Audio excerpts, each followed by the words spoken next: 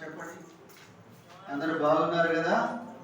మీ కుటుంబాలు, మీ బిడ్డలు అందరూ దేవుడి కృపకు పాత్రులై ఆశీర్వదింపబడిన వారుగా ఉన్నారు కదా? అందుని బట్టి దేవుడి నామానికి మహిమ కలుగును గాక. దేవుడి సన్నిధికి చేరవచ్చిన మనము కొద్ది సమయము దేవుని వాక్యమును చూసుకొని దేవుని సన్నిధిలో దేవుణ్ణి ఆరాధించేవారుగా ఉందాము. చూడండి, యోహాను సువార్త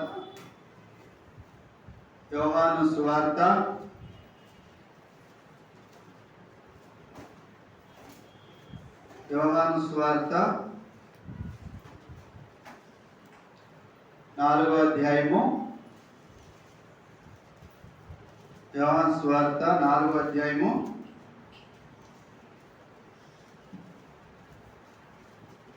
దయచేసి అందరూ బైబిల్ తీయండి, వర్షం కూర్చోండి. అక్కడ ఒకళ్ళు ఏదేది పిల్లలకి మార్చారు.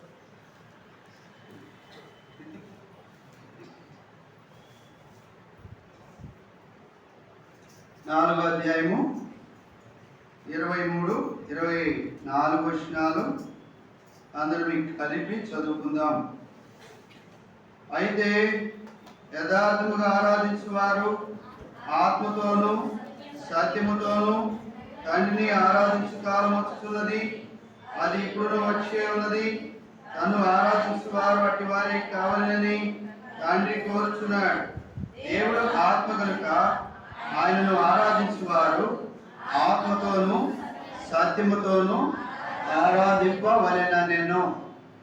ప్రేమ గల దేవుడు చదవబడిన లేఖనములను మన వినికిడిలో తన మహిమకు దీవించినట్లు ప్రార్థన చేసుకుందాం. మోకరించగలిగిన వారు మోకాటి మీదకి రండి, మోకరించలేని వారు అలాగే తలల వంచి కళ్ళు మూసుకుందాం. ప్రార్థనలోకి వేస్తాం. ప్రభువా నాతో మాట్లాడు, నన్ను దర్శించు, నా కొరకై మీరు సిద్ధపరిచిన మాట నాకు దయచేయమని ప్రార్థనలోకి వేస్తాం. ప్రేమగల తండ్రి, స్తుతిస్తున్నాం. పాట సమయాన్ని దీవెనకరంగా, ఆశీర్వాదకరంగా, సంఘాన్ని మేలుకరంగా, మహిమకరంగా దాసుని బలపరుచుకుంటే స్వరాలను ముట్టి మీరు వాడుకున్నందుకు వందనాలు. వాయిద్యాలు మీరు జ్ఞాపకం చేసుకున్నందుకు వందనాలు. రాగలిగిన నీ ప్రియులు, నీ ప్రజలు, నీ కుటుంబం అంతటిని బట్టి స్తుతిస్తున్నాం తండ్రి. ఇంకా రావాల్సిన వారిని కూడా జ్ఞాపకం చేసుకోండి. రావడానికి కలిగిన ఆటంకాల, అభ్యంతరాల, అవరోధాలను తొలగించండి. ప్రభువా, నీ సన్నిధిని ప్రేమించి రావాలని ఆశక్తి కలిగి ఇంకా అనేకమైనటువంటి సమస్యల్లో, పరిస్థితుల్లో ఉన్నవారిని కూడా మీరే జ్ఞాపకం చేసుకోండి. వచ్చి నీ ప్రియ బిడ్డలందరినీ బట్టి స్తుతిస్తున్నాం. ఆ ప్రభువా, నేను ఆరాధించేవారు ఎటు వారు కావాలో మీరు నాయన కోరుకొని ఉన్నారు, మీరు నాయన వెతుకుతూ ఉన్నారు. అటు వారిలో మమ్మల్ని కూడా మీరు జ్ఞాపకం చేసుకున్నందుకు వందనాలు. ఆత్మతో సత్యముతో యథార్థంగా మిమ్మల్ని ఆరాధించుటకును, యోగ్యమైన రీతిలో మీ శరీరంలో రక్తంలో పాలుపొప్పులు పొందుటకును, హృదయార్పణలు కానుకలుగా మీకు సమర్పించుకొని నిన్ను ఆరాధించుటకు దిన ప్రయాణం అంతటిలో మమ్మల్ని జ్ఞాపకం చేసుకోండి. సండే స్కూల్ పరిచయాన్ని కూడా మరొకసారి దర్శించండి. టీచర్స్ని జ్ఞాపకం చేసుకోండి. యవనస్తుల కొడుకుని కూడా మీరు జ్ఞాపకం చేసుకోమని ప్రాధాన్యపడుతూ వందనాలు చెల్లిస్తూ ఉన్నాం. ఆ విధంగా ప్రపంచ యావత్తులో జరిగే దైవారాధన అంతటిని జ్ఞాపకం చేసుకోమని, దీని దాసుడు దరిద్రుడు, ఏ జ్ఞానం లేని అజ్ఞాని నాయన మీ మీదే ఆధారపడుతుండగా మీరే నీ దాసుని నాయన ముట్టండి. మీ నోట నా మాటలు ఉంచుదానని ఇర్మియాతో చెప్పిన మాటలు దాసుని నోట ఉంచండి. సింహాసనం నుండి జారువారిన నీ మాటలను, దయగలిగిన మాటలను, ప్రేమ కలిగిన మాటలను, కరుణ కలిగిన మాటలను, కనికరం కలిగిన మాటలను నీ బిడ్డలైన మాకు నాకు దయచేయండి. నా ప్రభువా, నిన్ను ఆరాధించుటకు కావాల్సిన మీ కృప, సమృద్ధి కలిగిన వాక్యమును మాకు అందిస్తూ రమ్మని, నేను దాసుని సిలువ చోట మరుగు చేసుకొని మీరు మాత్రమే మాట్లాడుచుండగా ఆ సిలువ కార్యం మా మధ్య జరిగిస్తూ రమ్మని, అదిగా నాయన శరీర కార్యాలు నశింపజేస్తున్నాడు. ఆ ఆత్మ శరీరమునకు, శరీరం ఆత్మకు విరోధముగా పనిచేస్తూ ఉండగా ఆ శరీరమును మీరేనైనా మా ప్రభువాన్ని లోపరుచుకొని ఆత్మ కలిగించు ఐక్యతలో క్షమాభివృద్ధి పొంది ఆనంద సంతోష గానములతో మీరు ఆరాధించుటకు బిడ్డలకి నైనా మీరే సాయం చేస్తున్నామని పరిశుద్ధ పాదాలకు అప్పగించుకుంటూ కృతజ్ఞతలతో క్రీస్తు నామ పేరిటనే ప్రార్థించి వేడుచున్నాము తండ్రి. ఆమేన్.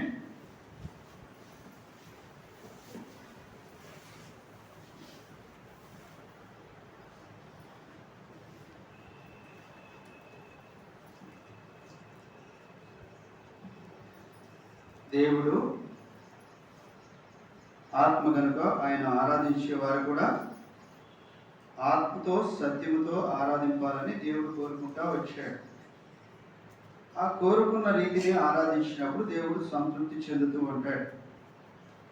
చూడండి, దేవుడిని ఆరాధించే మనకి ఏముండాలి?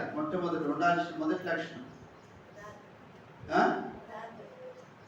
రెండవది, ఏమి కలిగి ఆరాధించాలి? ఎలా కాదు, ఏమి కలిగి ఆరాధించాలి. ఎలా అంటే ఆత్మతో సత్యముతో. ఏమి కలిగి ఆరాధించాలి? పాయింట్ అర్థం చేసుకోండి. ఏమి కలిగి? చూడండి, ఏమి కలిగి?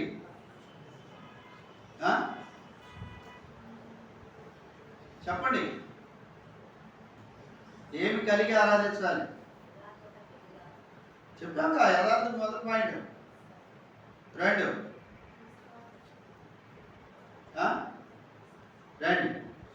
ఆదికాండము 3వ అధ్యాయము 8వ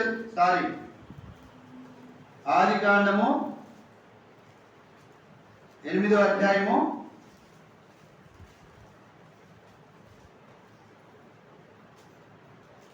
1వ వచనం నుండి 11వ వచనం వరకు దయచేసి ఒకరు చదవండి. దేవుడు చదవండి, కంటిన్యూ చేయండి. దేవుడు నోవాహును అతనితో కూడా ఓడలోనున్న సమస్త జనులను సమస్త పశువులను జ్ఞాపకం చేసుకొనెను. దేవుడు భూమి మీద వాయువు విసురునట్లు చేయుట వలన నీళ్లు తగ్గిపోయాను. అగాధ జలముల ఓటలను ఆకాశపు తూములను మోయబడెను. ఆకాశము నుండి కురియుచున్న ప్రచండ వర్షం నిలిచిపోయాను. అప్పుడు నీళ్లు భూమి మీద నుండి క్రమక్రమంగా తీసిపోవచ్చుండెను. 150 దినములైన తరువాత నీళ్లు పోగా 7వ నెల 17వ దినమున ఓడ అరారాతు కొండల మీద నిలిచెను. నీళ్లు 10వ నెల వరకు క్రమంగా తగ్గుచూ వచ్చెను. 10వ నెల మొదటి దినమున కొండల శిఖరములు కనబడెను. 40 దినములైన తరువాత నోవాహు తాను చేసిన ఓడ కిటికీ తీసి ఒక కాకిని వెలుపలికి పోవిడిచెను. అది బయటికి వెళ్ళి భూమి మీద నుండి నీళ్లు ఇంకిపోవట ఇటు అటు తిరుగుచుండెను. మరియు నీళ్లు నేల మీద నుండి తగ్గినవో లేదో చూచుటకు అతడు తన యొద్ద నుండి నల్లపామును ఒకటి వెలుపలికి పోవిడిచెను. నీళ్లు భూమి అంతటి మీద ఉన్నందున తన అరకాలు నిలువుటకు దానికి స్థలము దొరకలేదు గనుక ఓడలో నుండి అతని యొద్దకు తిరిగి వచ్చెను. అప్పుడు అతడు చేయి చాపి దాన్ని పట్టుకొని ఓడలోనికి తీసుకునెను. అతడు మరి 7 దినములు తాళి మరలా నల్లపామురమును ఓడలో నుండి వెలుపలికి విడిచెను. సాయంకాలం అది అతని యొద్దకు వచ్చినప్పుడు తుంచబడిన ఒలివ చెట్టు ఆకు దాని నోట నుండి గనుక నీళ్లు భూమి మీద నుండి తగ్గిపోయిన నోవాహునకు తెలిసెను. చాలండి. ఇప్పుడు ఇక్కడ మనం చూసినట్లయితే 6వ అధ్యాయంలో చూస్తాం, దేవుడు భూమి మీద నల్లును చూసినప్పుడు వారంతా ఏమైనారంట? చెడిపోయి ఉన్నారంట. బొత్తిగా చెడిపోయారని రాశాడు. చెడిపోవటమే కాదు, బొత్తిగా చెడిపోయారని చూసి వారు చేసినందుకు హృదయంలో నొచ్చుకుంటూ వచ్చాడు. అయితే భూమి మీద దేవుడు దేని చూసినప్పుడు నోవాహు కృప పొందినవాడు అవుతూ వచ్చాడు, నీతిమంతుడుగా ఉంటూ వచ్చాడు. కాబట్టి ఇక్కడ దేవుడు నోవాహు దగ్గరికి వచ్చి చెప్తున్నాడు, నోవాహు నీవు కృప పొందిన వాడువు, నీతిమంతుడుగా ఉన్నావు, నీవును నీ భార్య నీ కుమారులు నీ కోడళ్ళు రక్షణ కొరకై ఒక ఓడను సిద్ధము చేసుకోమని దేవుడు చెప్పాడు. ఎవరి కొరకు చెప్పండి? నోవాహు కొరకు. మీరందరూ తెలీదా? నోరు విప్పాలి, అందరూ మాట్లాడాలి. ఆశీర్వాదం అది. దేవుడి మాటలు ఆ నోట పలకడం ఆశీర్వాదం. మౌనంగా ఉండడం మనిషిది కాదు. చెప్పండి, ఏమని చెప్పాడు? ఎవరి కొరకు? నోవాహు నీ కొరకును, నీ భార్య కొరకును, నీ కుమారుల కొరకును, నీ కోడళ్ళ రక్షణ కొరకై ఒక వాడను సిద్ధము చేసుకోమని చెప్తూ వచ్చాడు. అప్పుడు చెప్పినప్పుడు మీ అన్నదమ్ముల కొరకు, లేదా మీ అక్క చెల్లెల కొరకు, మీ తల్లిదండ్రుల కొరకు, లేదా మీ బంధుమిత్రాల కొరకు అని చెప్పలా. లేకపోతే ఇంకా ఇంకా అని దేని కొరకు అని చెప్పలా. ఇది మనం జ్ఞాపకం చేసుకోవాలి. అక్కడ నోవాహు కుటుంబం ఒకటే దేవుడి కృపకు పాత్రలవుతూ వచ్చింది. అయితే ఇక్కడ మనం చూసినప్పుడు చదవండి 7వ వచనం, చదివిన భాగంలో 7వ వచనం. ఒక కాకిని 5 నీళ్లు 10వ నెల వరకు క్రమముగా తగ్గుచూ వచ్చెను. 10వ నెల మొదటి దినమున కొండల శిఖరములు కనబడెను. 40 దినములైన తరువాత నోవాహు తాను చేసిన ఓడ కిటికీ తీసి ఒక కాకిని వెలుపలకు పోవిడిచెను. ఒక కాకిని వెలుపలకు పోవిడిచెను. అది బయటకు వెళ్ళి భూమి మీద నుండి నీళ్లు ఇంకిపో వరకు ఇటు అటు తిరుగుచుండెను. వచ్చిందా మళ్ళా తిరిగి? ఇప్పుడు కాకిని కూడా దేవుడు భద్రం చేశాడా లేదా? నోవాహు కుటుంబం కొరకు చేసుకున్న వాడలోనికి కాకి కూడా ఏమిచ్చాడు చెప్పండి?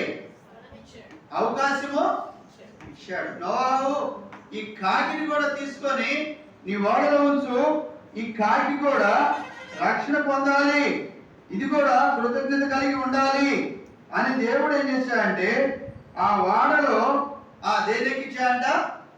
కాకి కూడా అవకాశం ఇచ్చాడు. ఇస్తే ఏం చేస్తా వచ్చింది? 7వ వచనంలో ఇక వెళ్ళిపోయిన కాకి మళ్ళీ తిరిగి రా అంటే దానికి ఏమి లేదు. ఇది అయితే యథార్థంగా ఆరాధించడం ఒకటి, రెండోది ఏం కలిగి ఉండాలి? కృతజ్ఞత. దేవుడు చేసిన మేలుకై, దేవుడు చేసిన ఉపకారములకై ఎంత మనం పాడుకుంటూ వచ్చాం. దేవుడు చేసిన ఉపకారములకై, దేవుడు చేసిన సహాయముకై, దేవుడు ఆదరించిన ఆదరణకై, దేవుడు మన కొరకై తాలిమి కలిగి ఓర్చుకున్న ఓర్పుకై మనం ఏం కలిగి ఉండాలంట? కృతజ్ఞత కలిగి ఉండాలి. ఇది గుర్తుపెట్టుకోవాలి. కానీ ఆ కాకి ఏమి లేదంట, కృతజ్ఞత లేదు. కృతజ్ఞత లేని కాకిని చూడండి. ఆ కృతజ్ఞత లేని కాకిని గురించి దేవుడు ఏమి తెలియజేస్తా ఉన్నాడు చూడండి. కీర్తన గ్రంథము 56:12. కీర్తన గ్రంథము 56.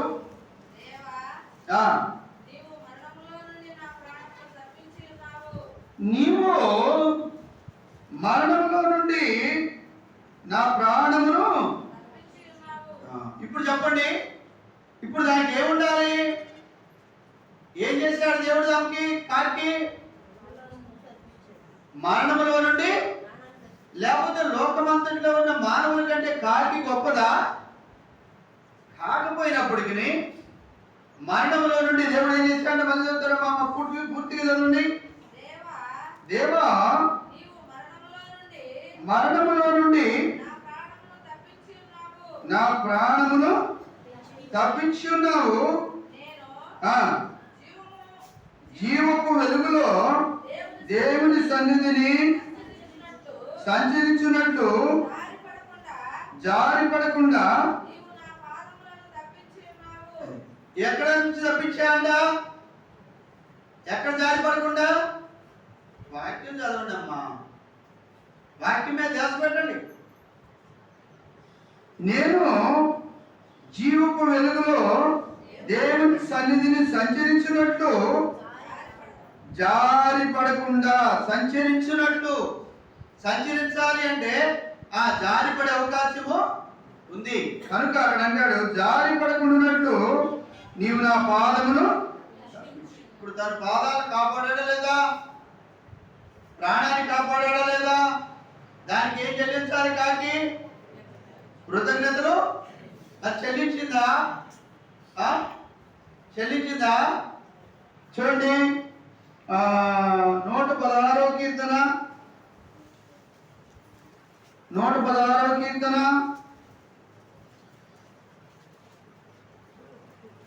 8వ వచనం చూడండి దయచేసి. అమ్మా, మరణము నుండి నా ప్రాణమును కన్నీళ్లు విడవకుండా నా కన్నులను జారిపడకుండా నా పాదములను మొదటి మాట మళ్ళీ చదువుతాం. మరణము నుండి నా ప్రాణమును కన్నీళ్లు విడవకుండా. ఇప్పుడు ఏం చేశాడు? కన్నీళ్లు విడవకుండా. కన్నీళ్లు ఎప్పుడు ఇచ్చారు వాళ్ళంతా? అప్పుడు దాకా నోవాహు సువార్త చేస్తే వాళ్ళు వెళ్ళా. పోరా, నువ్వేదో పిచ్చోడు పోయి నీకున్న ఆస్తి అంతా అంతును వాడగట్టడానికి తగలేస్తా ఉన్నావు. నీ కొడుకులకు పని లేదు, నీ భార్యకి పని లేదు, నీ కోడలకు పని లేదు, అందరూ వాడి పని మీదే ఉన్నారు. తిండి తిప్పలు మానేసి ఆ దేవుడు ఏదో చెప్పాడని, ఆయన ఏదో చెప్పాడని ఆ పనుల మీదే ఉన్నారు. మీకు అసలు పని బాట లేదా, పిచ్చోళ్ళ చేస్తున్నారే అని చెప్పి ఎంతమంది ఎన్ని రకాల మాటలు మాట్లాడారు. ఇంకా చెప్పాలంటే నోవాహు భార్య బంధువులు ఉంటారు కదా, ఏమంటారు? ఆమె మీ ఆయనకి ఏమైనా పిచ్చి పట్టిందా? మీ ఆయనకి ఏమైనా పిచ్చి పట్టిందా? లోకమంతా నీటితో మునిగిపోవడం ఏంది, అందరూ చచ్చిపోవడం ఏంది, మీ కుటుంబం మాత్రమే రక్షపడటమేంది, ఒక్క కుటుంబం కోసం వాడ సిద్ధం చేయటం ఏంది? ఏమైనా తెలివిందా? ఏమైనా తెలివిందా? ఉన్న డబ్బులన్నీ తగలబోతా ఉన్నాడు. రేపు అడుగు తినిపోతారు, ఏడ బతుకుతారు, ఏం చేస్తారు, రేపు ఎలా బతుకుతారు, పిల్లలు వాళ్ళ భవిష్యత్తు ఏంది అని చెప్పి ఎన్ని రకాలుగా అడుగుతూ వచ్చారో. అయినప్పటికీ ఏమన్నాడు అక్కడ? మళ్ళీ చదువుతారన్నమాట.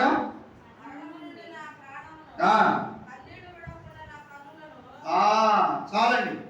కన్నీళ్లు విడవకుండా నా కన్నులను.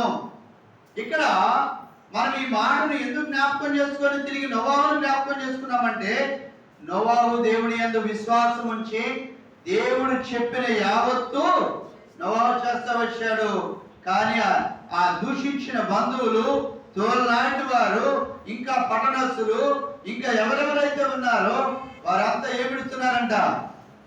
వాడ తలుపులు వేయబోయే ముందు నలుదిక్కుల నుంచి భూమి నుండి కోటలు రేగుచూ ఉన్నప్పుడు, ఆకాశపు తూములు విప్పినప్పుడు, నలుదిక్కుల నుండి నీరు కమ్ముకొని వస్తా ఉన్నప్పుడు వారంతా ఏం చేస్తున్నారు?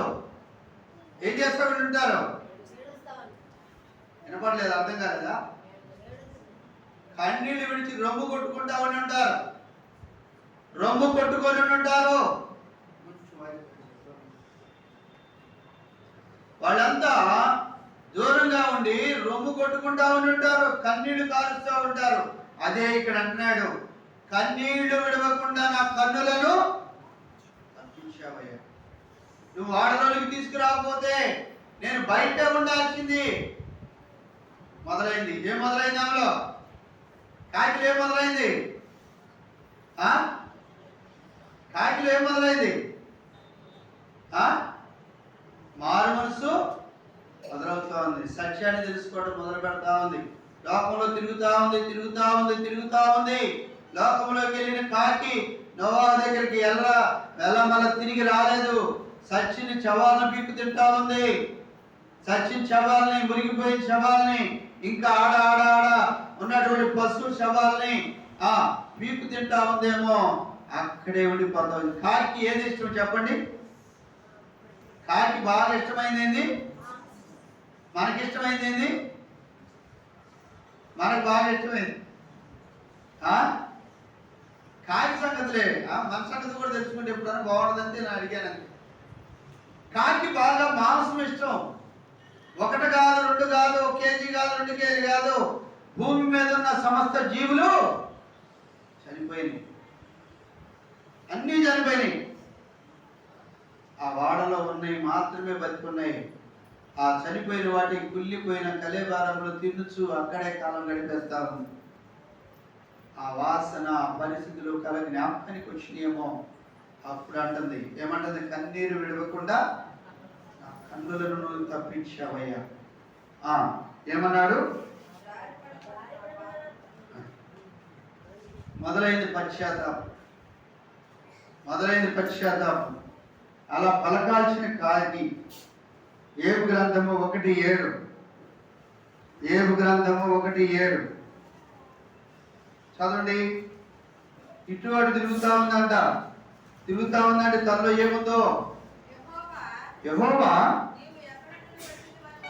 నీవు ఎక్కడి నుండి వచ్చితివని వాని అడుగగా అపవాది భూమి మీద ఇటు అటు తిరుగులాడుచు అందులో సంచరించి వచ్చిందని ఎవరు చెబుతుంది ఇక్కడ?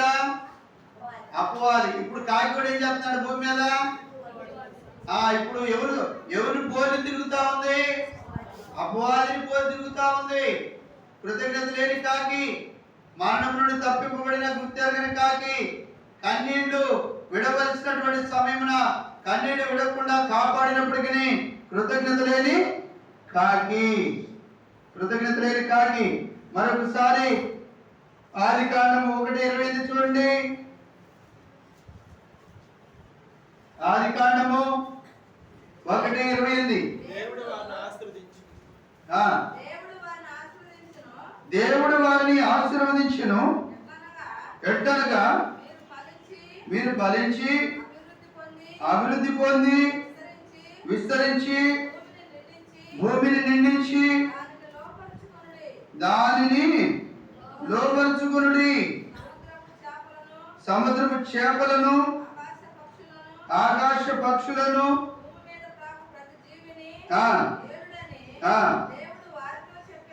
వారితో చెప్పెను. ఇప్పుడు భూమి మీద ఉన్న సమస్త జీవిని ఆకాశ పక్షులను ఏలమని చెప్పాడు కదా.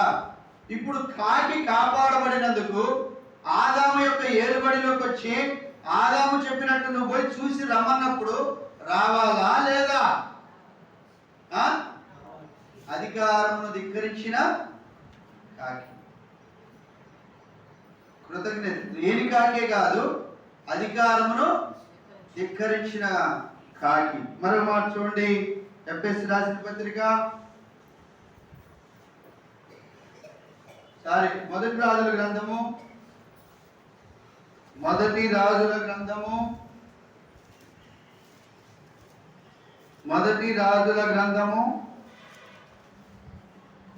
17వ అధ్యాయము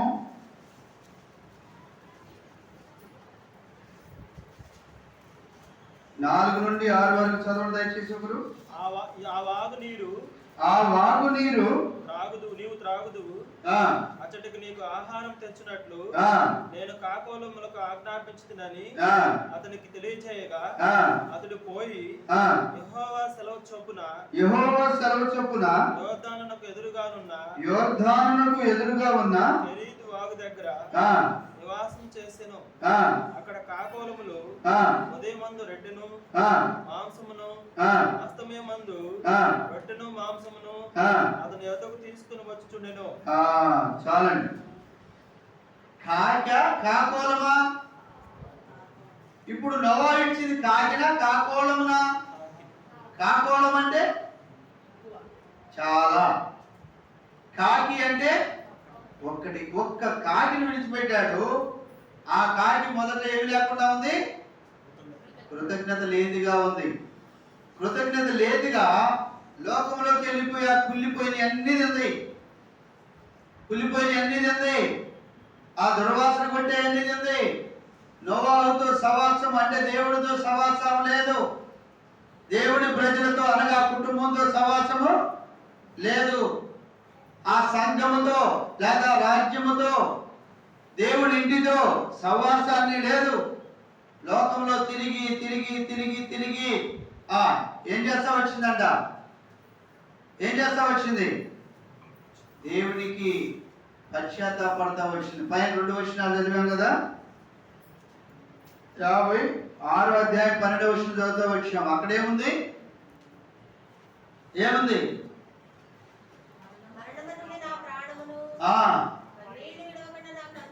కాదు, అక్కడ మంచి చదవండి, తీసి చదవండి. మీరు చెప్పేది 116:8 చెబుతున్నారు. 56:12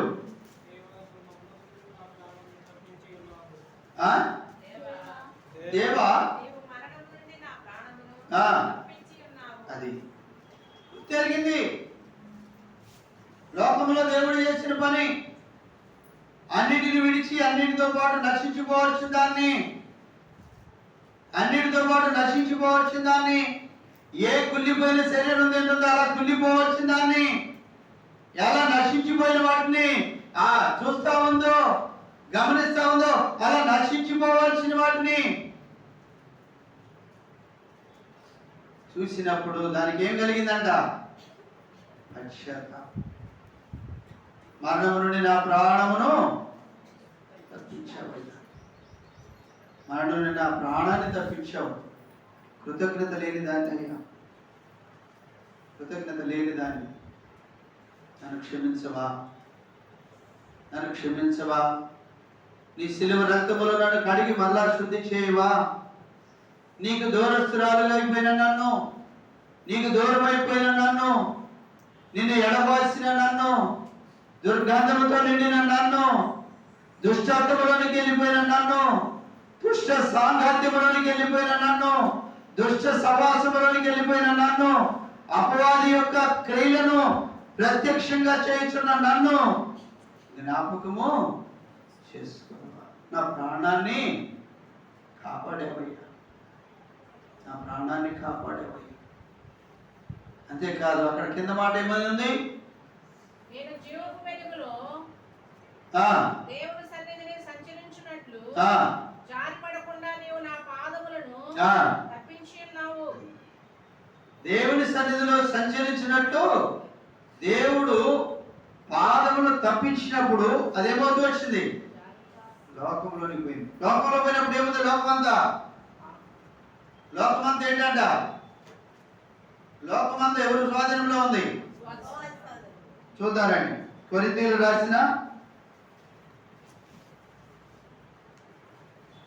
2వ పత్రిక,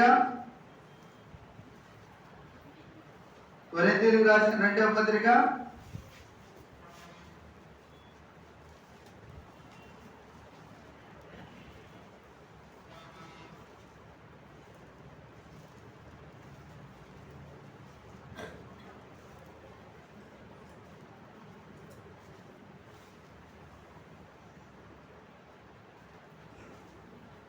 2వ పత్రిక 4వ అధ్యాయము 5వ వచనం. అంధకారములో నుండి ఎక్కడి నుండి? అంధకారములో నుండి వెలుగు. ఈ అంధకారము ఎవరి స్వాధీనము? ఎవరున్నారు అక్కడ? అపవాదియు వాని సమూహం. యెషయా గ్రంథం 14లో మనం చూస్తాం అన్నమాట. కాబట్టి ఇక్కడ మనం జ్ఞాపకం చేసుకోవాలి.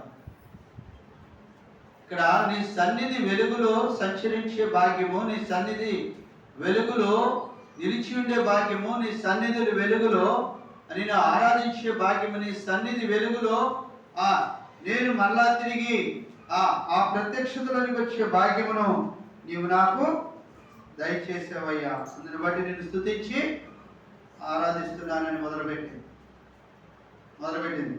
అప్పుడు 116:8లోకి రండి. ఇప్పుడు అప్పుడు దేవుడు ఏం చేశాడు? మరణము నుండి నా ప్రాణమును, కన్నీళ్లు విడవకుండా నా కన్నులను, జారిపడకుండా నా పాదములను నీవు తప్పించి ఉన్నావు. అప్పుడు వరకు దానికి ఏముంది? అప్పుడు వరకు దానిలో ఏముంది? అవిధేయత. ఏముంది? అవిధేయత. విధేయత వచ్చిన తర్వాత ఏం చేస్తుంది? మనిషికి బుద్ధి వచ్చినప్పుడు ఎక్కడికి వస్తాడు అనేది మనం చదువుకున్నాం కదా. యోనా గురించి 2 వారాలు ధ్యానం చేసాం కదా. ఇప్పుడు ఆ కాకికి బుద్ధి వచ్చింది, విధేయత వచ్చింది. అప్పుడు ఎక్కడికి వచ్చిందంట? కన్నీళ్లు విడవకుండా నా కన్నులను నువ్వు కాపాడావయ్యా. కృతజ్ఞతతో ఉంది. దేవుడు జ్ఞాపకం చేసుకున్నాడు. దేవుడు జ్ఞాపకం చేసుకున్నాడు. ఒకనాడు దైవ సేవకుడైనటువంటి రాజుల గ్రంథంలోనికి రండి. ఒకరోజు దైవ సేవకుడైనటువంటి ఏలియాని జ్ఞాపకం చేసుకొని, ఒకరోజు తప్పిపోయిన కాకి, ఎడబాసిన కాకి, దూరమైన కాకి, ధిక్కరించిన కాకి, కృతజ్ఞత లేని కాకి, అవిధేయత చూపిన కాకి, అజ్ఞానమైనటువంటి కాకిని పరీక్షించడానికి ప్రారంభించి, ఇదిగో నీకు ఇష్టమైన మాంసం కోసమే కదా నువ్వు లోకంలోకి వెళ్ళిపోయి కుళ్ళి మారిపోయిన మాంసం తిన్నావు, నీకు చాలా ఇష్టమైన మాంసం కదా, ఆ మాంసమును తీసుకెళ్ళి నువ్వు అక్కడవే కాదు అప్పటి నుంచి ఉన్న నీ గుంపంతా ఏం చేయాలి? ఇప్పుడు ఏం చేయాలి? ఏలియాకు రొట్టె అంటే ఇష్టము, కాకి రొట్టె అంటే ఇష్టము, మాంసం అంటే ఇష్టం. నీకు ఇష్టమైన రెండు తీసుకెళ్ళి అక్కడ ఇచ్చిరా అని చెప్పాడు. ఏలియా చెప్పినప్పుడు నోవహు చెప్పినప్పుడు ఏం చేస్తా వచ్చింది? అది అవిధేయత చూపించింది, లోకంలో కలిసిపోయింది. తిరిగి దేవుడు కలుగు చేసుకుంటా వచ్చినప్పుడు ఏం చేస్తా వచ్చింది? లోబడుతూ వచ్చింది. లోబడుతుంతో పాటు ఏమొచ్చింది? దానికి బుద్ధి వచ్చింది. దానికి ఏమొచ్చింది? ఇంకా విధేయత వచ్చింది. ఇంకా ఏం చూపిస్తుంది? కృతజ్ఞతలు చూపిస్తా ఉన్నాం. కాబట్టి ఇంకా మనం చెప్పుకుంటే ఎన్నో విధాలుగా కాకి దేవుణ్ణి మహిమపరుస్తూ, ప్రభువా నువ్వు నా జీవితంలో చేసిన మేళ్ళు గొప్పవయ్యా, ఇదిగో మాంసము మాత్రమే కాదు నన్ను కూడా ఏలియాకు అర్పణగా నీ మాటను బట్టి అప్పగించుకుంటాను అని ఏం చేస్తుందంట? పొద్దున సాయంకాలం సమయం తప్పకుండా ఒకవేళ కాకి పరీక్షింపబట్టు కొరకాయ, కాకి విధేయత రాగొట్టు కొరకాయ, కాకి బుద్ధి వచ్చుట కొరకాయ, కాకిని మళ్ళా ఆయన సన్నిధి వెలుగులో ఆ ప్రత్యక్షతలోనికి తీసుకొచ్చుట కొరకాయ, ఒకవేళ కరువు వచ్చిందేమో, ఒకవేళ వేడి అని అక్కడ తీసుకొచ్చాడేమో. చూడండి, అక్కడ తనకి ఇష్టమైనంత ఏం చేస్తుందంట? ఏం చేస్తుంది? ఏలియాకు ఆహారం వేస్తాం అంటే హృదయపూర్వకపు అర్పణ. చెప్పండి, ఏం తప్పకుండారు?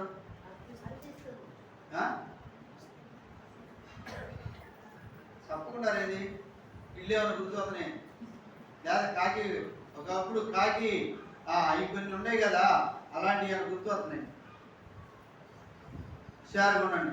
దేవుడింటికి వచ్చేది ఆ కాకి ఇప్పుడు ఎంత సంతోషం ఉంటుంది? కాకికే సంతోషం ఉంటే మనకి ఎట్లా ఉండాలా?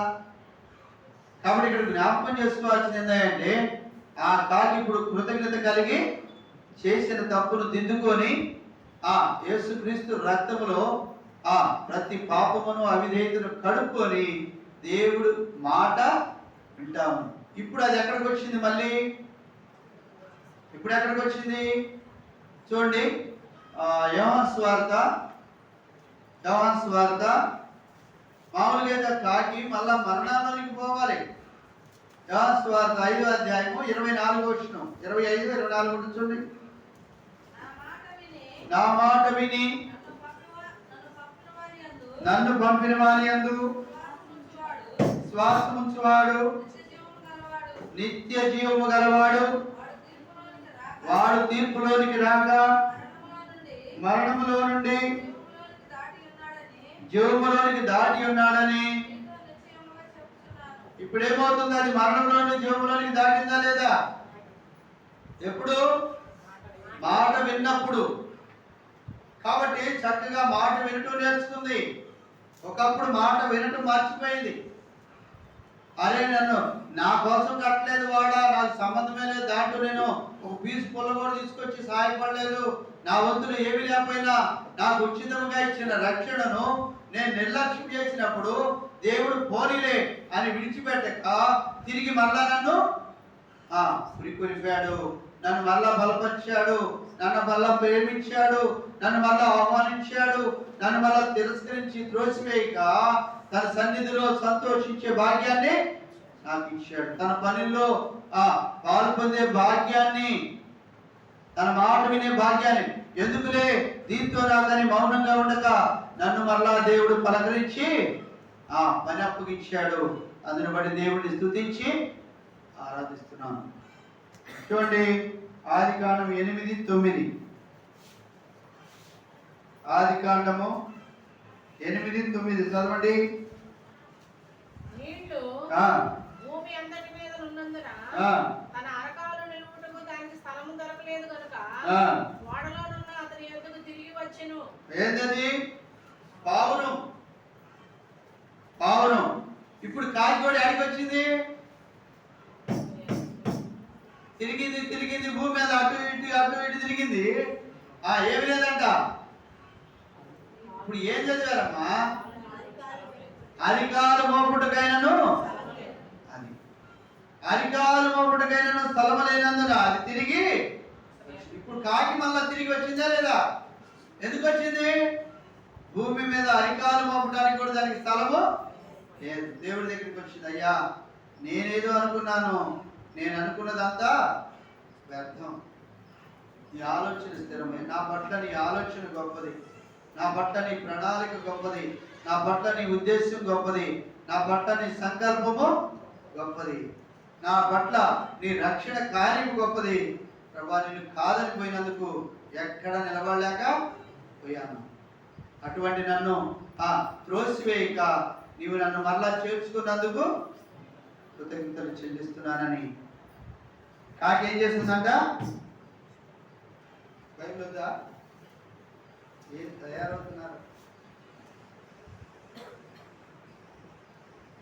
ఏం చదువుతున్నాం? ఏం చెప్పాను? బళ్ళు అట్నే ఉంటారా? బయట ఇస్తే వస్తారు. మీరు అనిపించండి, మిమ్మల్ని బట్టి పక్కన వాళ్ళు కూడా చెడిపోతారు. అందుని బట్టి దేవుడు బడి కంటే కూడా శ్రేష్టమైంది. అక్కడ పాఠశాలలో పాఠాలు చెప్పేది సామాన్య మానవుడు, ఇక్కడ దేవుడు భయం లేకుండా బతకాలి. కాబట్టి ఇక్కడ మనం జ్ఞాపకం చేసుకోవాల్సింది ఏంటంటే కాకి ఏం చెల్లిస్తుంది? ఇప్పుడు అది ఎలా చెల్లిస్తా ఉంది? హృదయపూర్వకంగా, ఇష్టపూర్వకంగా చెల్లిస్తా ఉంది. ఇష్టపూర్వకంగా చెల్లిస్తా ఉంది. తీసుకుపోయి అక్కడ ఇచ్చి వచ్చింది అంటే ఇష్టపూర్వకంగానే కదా, సంతోషముతో, ఆనందంతో చెల్లిస్తా ఉంది. ఇప్పుడు మనము ఎఫ్ఎస్సి రాసిన పత్రిక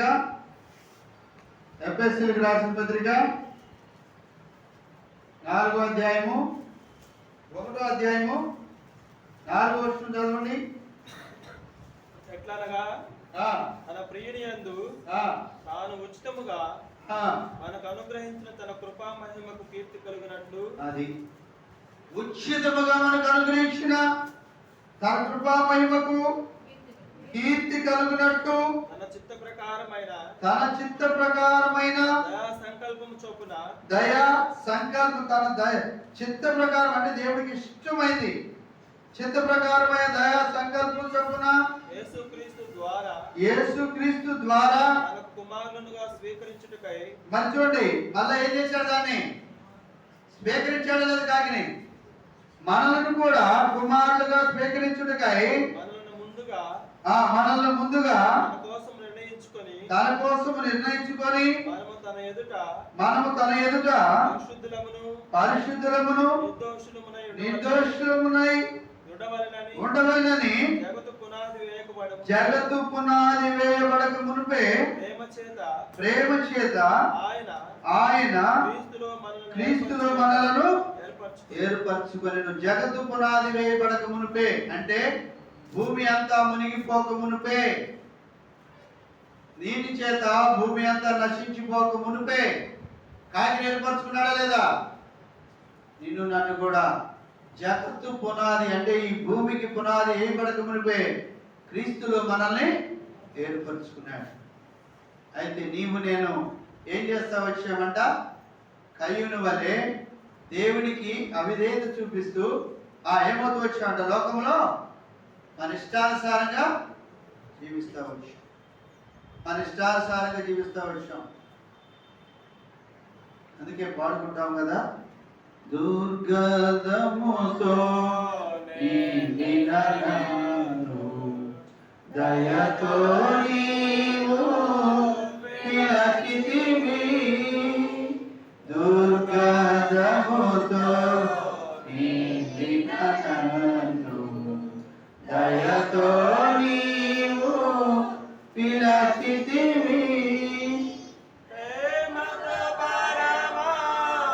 నిన్నును సాగి ప్రేమతో బలమా నిన్నును సాగి చేసిన ప్రభువా ఆరాధింపగా చేసిన ప్రభువా ఆరాధించేదా నిన్ను మదికొగడేదా నిరతము నిన్ను స్తుతి. చూసారా, నిరతము నిన్ను స్తుతిస్తానని కానీ చక్కగా దేవుణ్ణి అంట వచ్చాడు కదా, పిచ్చుకల కంటే మీరు శ్రేష్ఠులు కారా. వాటికంటే శ్రేష్ఠముగా చేసుకున్న మనల్ని ఆయన అయితే వాటిని చేర్చుకున్నాడు. అయితే మన కోసం ఆయన ప్రాణమే వచ్చాడు. వాటికంటే ఇంకా శ్రేష్టంగా దేవుడు మనం ప్రేమిస్తూ వచ్చాడు. అందుని బట్టి దేవుడిని స్తుతించి ఆరాధించే వారు ఉన్నాం. ఇప్పుడు కాకి యొక్క స్థానంలో మనం ఉన్నామా లేదా? ఒకప్పుడు కాకి బెటరా మనం బెటర్? కాకి బెటరు. అది నోరు లేని జీవి, నోరు లేని జీవి, జ్ఞానం లేని పక్షి, దానికి ఆత్మ లేదు, వివేచించేటువంటి తెలివి లేదు. అలాంటి కాకి తప్పిపోయిందంటే పర్వాలేదు. మనము విస్తరించి ఫలించి అభివృద్ధి పొందాలని, భూమిని నిందించాలని మనపై దేవుడు కలిగిన ఆశ అన్నిటినీ అడియాసలు చేసి ఆయన మాటలు త్రోసివేసి ఆయన మాటలను నిర్లక్ష్యం చేసి ఆయన్ని అవమానపరిచి ఆయన నుండి దూరముగా వెళ్ళిపోయి అపవాదితో సాంగత్యం చేస్తూ, అపవాదితో సవాసం చేస్తూ, అపవాదితో జీవిస్తూ, వారి క్రియలను అమలుపరుస్తూ, వాడి ఉద్దేశాలకి తలవకి వారికి బాధితులుగా దాసులుగా చేయబడినటువంటి మనల్ని దేవుడు ప్రేమించి రక్షిస్తా వచ్చాడు. దేవాన్ని బట్టి నేను స్తుతించి ఆరాధిస్తున్నాను. లేచి నిలబడతాం, లేచి నిలబడతాం, లేచి నిలబడతాం.